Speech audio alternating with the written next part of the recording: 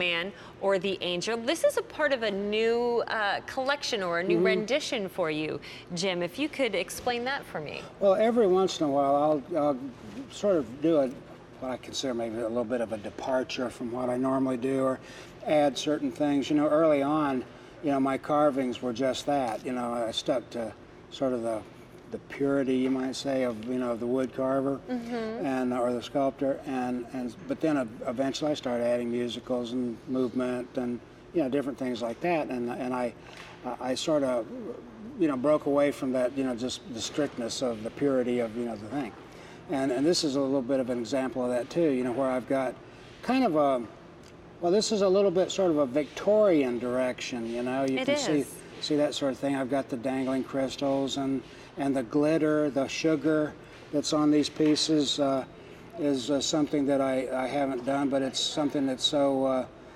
typical among the ornaments and the different trappings of in the Victorian era, and so I thought it would be appropriate, and once again I was very delighted with the effects.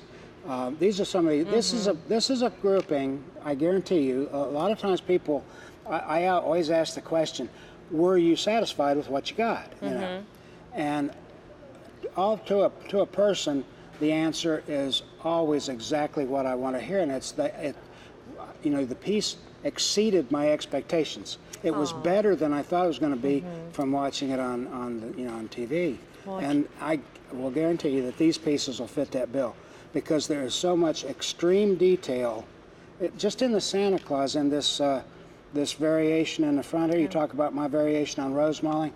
This is an intertwined collection that is well, it looks like a piece of Victorian wallpaper. Oh, it's stunning. It's so dimensional and deep and rich in those jewel tone colors. Yeah, so designing that, putting that together, and actually executing that was it was a little bit of a challenge, but it was something that I enjoyed doing, because I like the complexity that I like to strive for.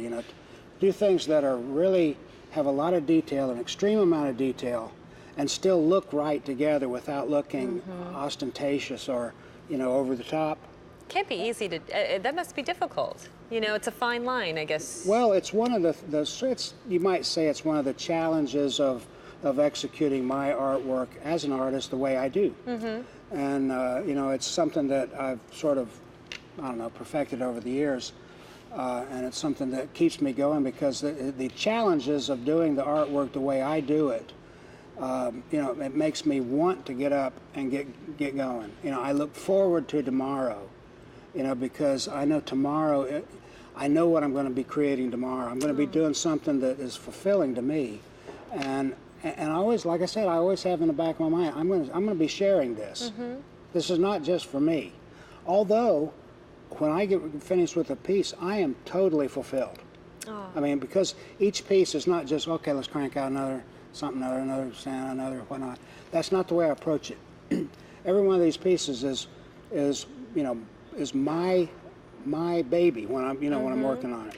It's funny, I used to work in news before I came here to QVC, and I always had this saying, Jim, I'm only as good as my last story. So every story that I went out on, I didn't say, oh, let's quick get this done, let's spend an hour on it and get it in the can. I don't feel it. It was like, I'm going to make this the best story I can be, no matter what the subject matter. And I have a feeling that that's how you look at each piece that you do. That's a great approach to art, to news, as you were saying, or anything else in life. Right.